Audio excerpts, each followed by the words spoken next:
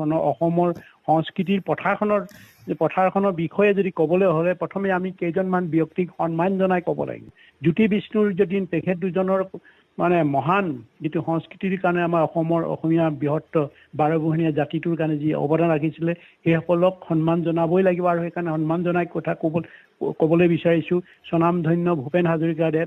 তেখেতৰতো অকল অসমতে নহয় গোটেই পৃথিৱীতেই তেখেতৰ এটা যিটো সংস্কৃতিৰ পথাৰখনত অসমৰ লগতে বিভিন্ন বিশ্বৰ সংস্কৃতিৰ লগত যিটো অসমখনক নিজকে চিনাকি কৰাই দিছিলে সেইজন ব্যক্তিকো আমি সন্মান জনাব লাগিব। আৰু সেইকাৰণে আপোনাক কোৱাৰ আগত তেখেতলৈ আমি মোৰ সহজ শ্ৰদ্ধা জনাইছোঁ।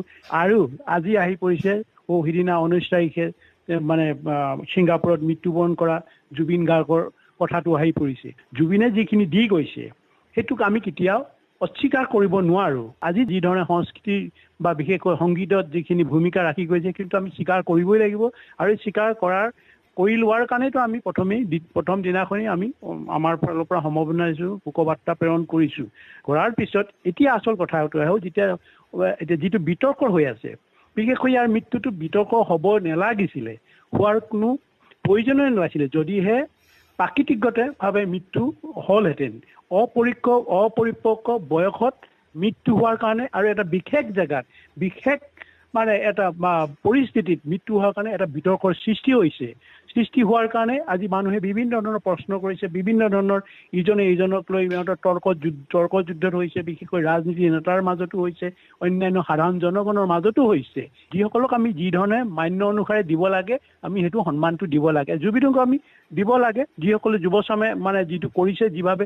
কিন্তু যুৱচামে এইটোও পাহৰি গ'লে নহ'ব, আমাৰ যিসকল পূৰ্বপুৰুষে আৰু এই যে সংস্কৃতি পথাৰখন মানে হাৰুৱা কৰি গ'ল এই কথাটো পাহৰি গ'লে আৰু এইটো আমাৰ মাজত এটা দ্বন্দ্ব আহিব। সেইকাৰণে আমি যদি এটা জাতিৰ উন্নতিৰ কাৰণে, এটা জাতিৰ ভাষা সংস্কৃতিৰ উন্নতিৰ কাৰণে যিসকল অৱদান ৰাখি গৈছে সেইসকলক আমি সকলোকে মান্য অনুসাৰে দি যাব লাগিবতো। জুবিনৰ ক্ষেত্ৰতো মৃত্যুৰ পিছতো কি সন্মান পাব লাগে সেইটো আমি দিব পাৰিম।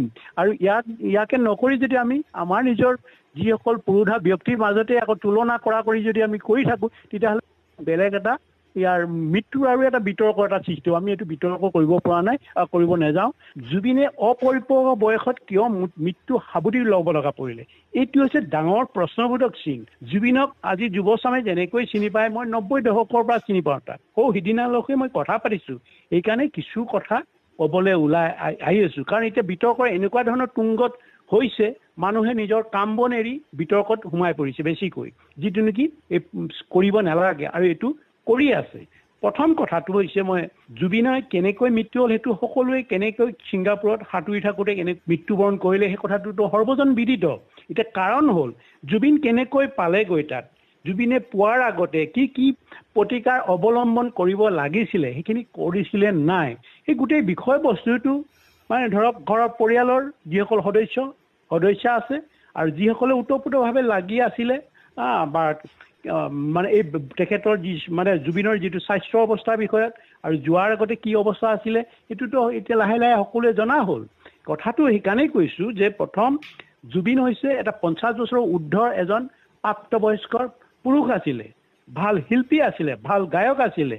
আৰু এই ব্যক্তিজনে তাত এই মৃত্যুবৰণ কৰাৰ কাৰণটো যি ধৰণে ওলাইছে, যি ধৰণে আমি ফুটেজবিলাক পাইছোঁ, ইয়াতে কিছু ক'বলৈ আমি বাধ্য হৈছোঁ। এইকাৰণেই কৈছোঁ যোৱাৰ আগতে জুবিনৰ স্বাস্থ্য অৱনতি বা বহুকেইটা মানে অসুখত ভুগি আছিলে, যিবিলাক অসুখ নেকি এৰাই চলিব নোৱাৰা অসুখ। সেই অসুখবিলাকৰ কাৰণে যথেষ্ট মানে প্ৰতিকাৰ ল'ব লগা প্ৰয়োজন আছিলে। আৰু সেইটো সময়ত গান গোৱাৰ অৱস্থাত আছিলে নে নাই বা বিদেশলৈ যোৱাৰ অৱস্থাত আছিলে নাই, সেই গোটেই বিষয়টো ঘৰৰ পৰিয়াল আৰু যিসকল বন্ধু বান্ধৱ আছিলে সেইসকলে জনা প্ৰয়োজন আছিলে বুলি মই ভাবোঁ। আৰু সেই বিষয়টো যদি জানিলেহেঁতেন হয়তো সঠিক তাৰ প্ৰতিকাৰৰ মানে উত্তৰটো ওলালেহেঁতেন। কিন্তু সেইটো কথা কোনো ভবাই নাই, সৰ্বজন ৰাইজে জনা প্ৰয়োজন আছে। জুবিনক আগতে কৈছে যে জুবিনৰ বা আলফাই থ্ৰিটেনিং দিছে, আলফাই কেতিয়াও থ্ৰিটেনিং দিয়া নাই। আলফাই আহ্বানে কৈছিলে এইটো নকৰিবি, সংস্কৃতি পথাৰখন বেয়া হ'ব, এনেকুৱা হ'ব, এই কথাবিলাক আমি কৈ আহিছিলোঁ। কিন্তু সেই কথাটো কোনোবাই অন্যফালে লৈ গ'ল যে আলফাই গুলিয়াই মাৰিব, এনেকুৱা কাৰণে এইটো বডিগাৰ্ড দিয়া হৈছে। তাৰতে স্কট ভানো দিয়া হৈছিলে, অৱশেষত 2জন সুৰক্ষা গাৰ্ড আছিলে। এই গাৰ্ড 2জন আছিলে কেৱল মাত্ৰ জুবিনৰ সুৰক্ষাৰ কাৰণে, জুবিনৰ জীৱন বচাবৰ কাৰণে। কিন্তু জুবিনক সুৰক্ষাৰ যিটো জীৱন বচাবৰ কাৰণে যদি হৈছে তেতিয়া নিশ্চয় সাগৰ ছিংগাপুৰত নিবলৈ প্ৰয়োজন আছিলে, এইটো নিয়াৰ প্ৰয়োজন আছিলে, কিন্তু তাৰ বিপৰীতে সন্দীপনক লৈ গৈছে। এইটো এটা মানুহে জনাৰ প্ৰয়োজন আছে। যদি এই দুজন সুৰক্ষাকৰ্মী গ'লহেঁতেন নিশ্চয় জুবিনক বচাব পাৰিলেহেঁতেন। আনন্দৰ গোটেইখিনিয়ে বিভোৰ হৈ আছিলে, গোটেইখিনি বিভোৰ হৈ আছিল, ইভেন সন্দীপনো বিভোৰ হৈ আছে। আৰু আমি বাৰে বাৰে অসমৰ জনগণক আমি কৈ আছিলোঁ যে জুবিন এনেকুৱা ধৰণৰ পতিত হ'ব পাৰে। তেতিয়া কৈছিলোঁ যেতিয়া আমাৰ মাজুলীৰ যিসকল সত্ৰাধিকাৰীয়ে কেইজনমান সকলোৱে কোৱা নাই, কেইজনমান সত্ৰাধিকাৰীয়ে এজন সত্ৰাধিকাৰীয়ে একদম খুব উগ্ৰভাৱে কৈছিলে অচিন বেমাৰত মৰিবি, এই ধৰণৰ কথা কৈছিলে। ইয়াৰ সময়ত কিন্তু কোনো ধৰণৰ জুবিনৰ যিবিলাক অন্ধ অনুৰাগীবিলাকে, অন্ধ ভক্তবিলাকে কোনো এটা প্ৰতিবাদ কৰা নাছিলে। মই প্ৰথম কৈছোঁ যে আমি বা আমাৰ সত্ৰাধিকাৰীসকলক মই একেবাৰে উগ্ৰও নহয়, মই মাইল্ডলি কৈছোঁ যে আপোনালোকে এই কথাটো ভুল কৰিছে। আপোনালোক ভক্তসকলৰ প্ৰভু তুল্য, আপোনালোকৰ সত্ৰবিলাকত লাখ লাখ ভক্ত আছে, ভক্তই আপোনালোকক প্ৰভু বুলি ভাবে, প্ৰভুৰ দৰে জ্ঞান কৰে। প্ৰভুৰ মুখত এনেকুৱা বাক্য ওলাব নালাগে, মই প্ৰথম কৈছোঁ দেই সংগঠনৰ হৈ। আৰু সেইকাৰণে আপোনালোকেও বুজিব লাগিব যে মাতাল মানুহে কি নকয়, আৰু সেইকাৰণে যে আপোনালোকে ক্ষমা দৃষ্টিৰে চাই ইয়াৰ আশীৰ্বাদ কৰক যাতে ভাল হয়, ভাল হ'বলৈ উপদেশ দিয়ক। মই প্ৰথম এই ব্যক্তি, আজি বহু চেনেলত আছে, মই তেনেকৈ কৈছোঁ মানে হেৰিয়ৰ সত্ৰাধিকাৰবিলাকৰ বিষয়ে। আৰু সেইকাৰণেই কৈছোঁ আজি জুবিনৰ মৃত্যুত যিবিলাক ওলাইছে ন্যায় লাগে কৈছে, ন্যায় লাগিলেতো ন্যায় দিব নোৱাৰেতো। ন্যায়ৰ কাৰণে অপেক্ষা কৰিব লাগিব। ন্যায়ৰ কাৰণে আমাৰ দুখন দেশৰ মাজত এই গোটেই বিষয়টো সোমাই পৰিছে। প্লেচ অফ অকাৰেঞ্চটো ছিংগাপুৰ হোৱাৰ কাৰণে তাৰ পৰা আনিব লাগিব খবৰবিলাক, আনি আকৌ কেনেকৈ সিহঁতি সঠিকভাৱে কৰিছে নাই, অসমৰ মানুহে, অসমৰ যিবিলাক বিভাগ আছে যিবিলাকে চাই সেইবিলাকো সঠিক তদন্ত কৰিব লাগিব। তাৰপিছতহে ন্যায় ওলাব। কোনো মেজিষ্ট্ৰেটে দিব নোৱাৰে, কোনো জাজে দিব নোৱাৰে ন্যায় ইমান ঘপককৈ। জাজৰ হাতলৈ গোটেই প্ৰক্ৰিয়াটো আহিব লাগিব। প্ৰতিটো প্ৰক্ৰিয়াটো আহিলেহে তাৰ পৰাই ন্যায় মানে এইটো ন্যায়ৰ পথটো মুকলি হ'ব। এইটো কাৰণেও আমি অপেক্ষা কৰিব লাগিবতো। আৰু মই ভাবোঁ, মই গোটেই হেৰিকেই কৈছোঁ যে আজি নতুন প্ৰজন্মক কৈছোঁ যে মানুহে আৱেগক ধুমুহাৰ লগত খেলা কৰা, সাগৰৰ ঢৌৰ লগত খেলা কৰা বা এইবিলাক কথা গানত হয়, সাহিত্যত সোমোৱাব পাৰে, কিন্তু প্ৰেক্টিকেলি সাগৰৰ ঢৌৰ লগত কোনো খেলিব নোৱাৰে। কোনোবাই গানত যদি প্ৰকাশ কৰিলে ধুমুহাৰ লগত মই এনেকুৱা হ'ম বা সাগৰৰ ঢৌৰ লগত মই এনে খেলা কৰিম, মুখত হ'ব পাৰে, আৱেগিকভাৱে গান গাব পাৰে, কিন্তু প্ৰেক্টিকেলি যে কিমান ভয়ংকৰ এই কথাবোৰ আমাৰ নতুন প্ৰজন্মই জনাটো প্ৰয়োজন আছে। গৰিমাক মই মানে এই মুহূৰ্তত মই নকলেও নহ'ব। গৰিমাৰ নিজৰ অৰ্ধাংগ, নিজৰ হাজবেণ্ড কি অৱস্থা আছিল, কেনেকৈ আছিল এইটো জানিব লাগেতো। মেনেজাৰ কি তাই টকাৰ ঘটাৰ কাৰণে আহিছেতো, সি টকাৰ ঘটাৰ কাৰণে আহিছে, সি টকাৰ বাহিৰেতো একো চিনি নাপায়। এই কথাটো আলফা স্বাধীনৰ কাণত পৰিছিলে জানো? কোনোদিন খালি এটাই কথা, আলফা স্বাধীনে আমুক কৈছে। আমি ভাল কথাটোহে কৈছিলোঁ যে এইবিলাক পৰিৱেশন নকৰিব, এনেকুৱা কৰিলে এনেকুৱা হ'ব। মদ খালে যে স্বাস্থ্য অঘটন হ'ব, ধপাত খালে যে অঘটন হ'ব, স্বাস্থ্য অৱনতি হ'ব, কেঞ্চাৰ হ'ব, মদে যে হিতাহিত জ্ঞান হেৰাই যায়, এই কথাটো কোনোবাই কৈছেনে? কিন্তু আমি কৈছোঁ যে এইটো নকৰিবি। এইটো কথা পাতিছোঁ, বহুবাৰ কথা পাতিছিলোঁ, কিয় কৈছিলোঁ। আৰু এতিয়া যিবিলাক প্ৰসংগ হৈছে, আমুকে মৰাব পাৰে নেকি, তামুকে, এইবিলাকতো অসতৰ লগত সিহঁতি যিবিলাক মদ খাই মাতাল হ'ব, মাতাল হৈ ফূৰ্তি কৰিব, সেইবিলাকে কাৰ কি বেমাৰ চাব নেকি? চবতো মদাহীটো। আজি ইয়টৰ উঠাৰ আগতে ইয়টত যিজন গাইড আছিলে, গাইডে মই স্পষ্টকৈ শুনিছোঁ, ইংলিছত কৈ আছে, গাইড দিছে এনেকুৱা কৰিব লাগে। কোনোবাই যদি সাঁতুৰি হয় without life jacket can't, life jacket must be কৈছেতো। আমাৰ কি গোটেইখিনি ইয়টত হাঁহিছে। এই মৃত্যুৰ আগমুহূৰ্তত যিটো ৰীতা চৌধুৰী ডাঙৰীয়ানীৰ লগত যিটো কথোপকথন হৈছিলে, ৰীতা চৌধুৰী ডাঙৰীয়ানীয়ে ভাল উপদেশ দিছিলে, তুমি ভাল পথটো ল'বৰ কাৰণে তুমি শুদ্ধ হ'বলৈ চেষ্টা কৰা।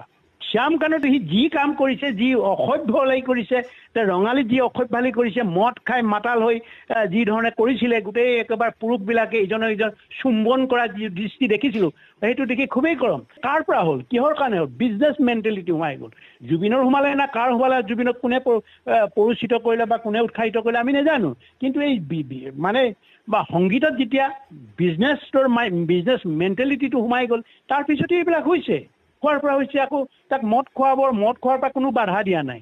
সি যদি 2 গিলাচ খায় আৰু 4 গিলাচ খুৱাই দিছে এই মানুহবিলাক দেখা নাই নেকি এতিয়া কথাবিলাক কৈছে জুবিন ফ্ৰেণ্ড কৈছে জুবিন ফ্ৰেণ্ডে বিভিন্ন এইবিলাক কথা নেদেখিলে নেকি এইবিলাক নেদেখিলে এইবিলাক দেখিব লাগিবতো জুবিন ফ্ৰেণ্ডৰ যিবিলাক আছে অন্ধভক্ত বুলি কওঁ সেই অন্ধবিলাক ক'বলৈ ধৱাত সেৱন কৰাটো স্বাস্থ্যৰ কাৰণে ক্ষতিকৰ বুলি কিয় খুৱায় কিয় সংগ দিয়ে এদিনো আপুনি বাচি থাকিবলৈ হ'বৰ কাৰণে দীৰ্ঘজীৱী হ'বৰ কাৰণে আপোনাৰ প্ৰয়োজন আছে এই অসমৰ সংগীত পথাৰত বা সংস্কৃতি পথাৰত আপোনাৰ অৱদান আছে আৰু ভৱিষ্যতে আৰু অৱদান অসমীয়া জাতিটোক দি যাব লাগিব এই কথাবিলাক কিয় নকলে ইহঁতে খালি মানে আজি যে কৈছে সেই সময়ত কিয় নকলে এতিয়া ধৰক এতিয়া শ্যাম কানু আহিছে কৰিছে শ্যাম কানুৱে কি কৰে তাতে ব্যৱসায়ী মানুহ এটা ব্যৱসায়ীৰ লগত জুবিনক কিয় হাত মিলাইছে ইমান সিটো ব্যৱসায় মানে মানুহ মৰি গ'লো কিবা গ'লো সি তাৰ এইটো নাই তাক টকা লাগে 2 হাত দি টকা ইনকম কৰিব লাগে এইবিলাকতো ওলাই আছে তাৰ এতিয়া বিভিন্ন ধৰণৰ মানে সম্পত্তি ওলাই পৰিছে কেনেকৈ ওলাইছে প্ৰডাক্ট কৰিছে প্ৰডাক্ট হৈছে কেলে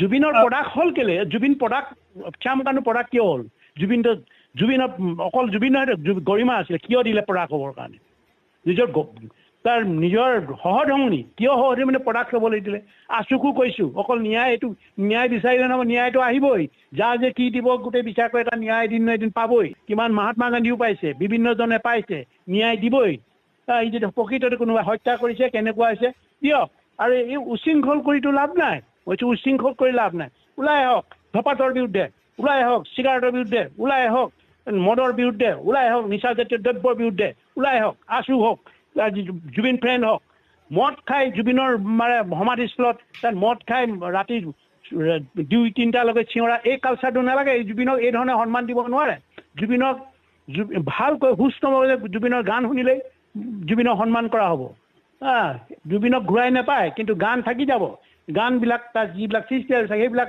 সন্মান কৰিলে হয় আৰু যি ধৰণে মদ খাই জুবিনৰ ন্যায় বিচৰাটো উদণ্ড হৈ জুবিনক ন্যায় বিচৰাটো ইয়াৰ এইটো পথ নহয় শান্ত হৈ মানুহে বিচাৰ প্ৰক্ৰিয়াটো আৰম্ভ হ'বলৈ দিয়ক তাৰপিছত এই নিজৰ ভিতৰত এতিয়া চোৱা চিতা কৰি ইফালে ইটো দলে ৰাজনীতি দলে ইটোৰ কথা ক'ব ইটো দলে ইটোৰ কথা ক'ব ইটোৰ পক্ষত থাকি ইটোৱে যে মানে সৈমত দিব এইটো হ'ব লাগে এইটো হ'ব লাগে এই গালি গালাজ এই পৰিস্থিতিৰ পৰা পৰিত্ৰাণ পাব লাগে প্ৰকৃতভাৱে সন্মান